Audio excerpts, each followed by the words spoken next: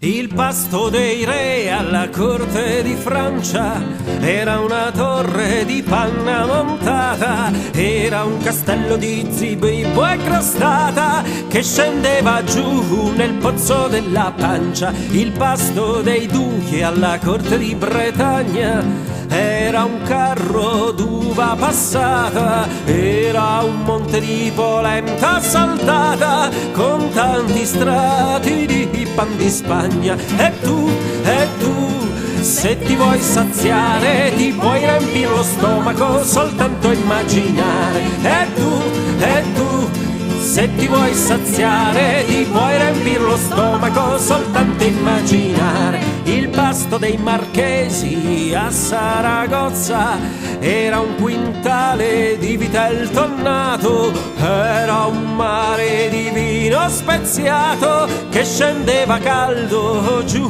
per la Strozza. Il pasto dei conti alla corte di Mantova era uno stormo di beccaccini sugli spiedi roventi dei camini che scendeva giù nel fosso della gola. E tu, se ti vuoi saziare, ti puoi riempire lo stomaco soltanto immaginare. E tu, se ti vuoi saziare, ti puoi riempire lo stomaco soltanto immaginare. Il pasto dei principi di Sabbioneta era come una grande tavolozza dai colori simili a pietanze che si spreterebbe anche un'anacoreta. Il pasto dei ricchi alla corte dei papi era un robusto miele d'api, era un vascello di gelati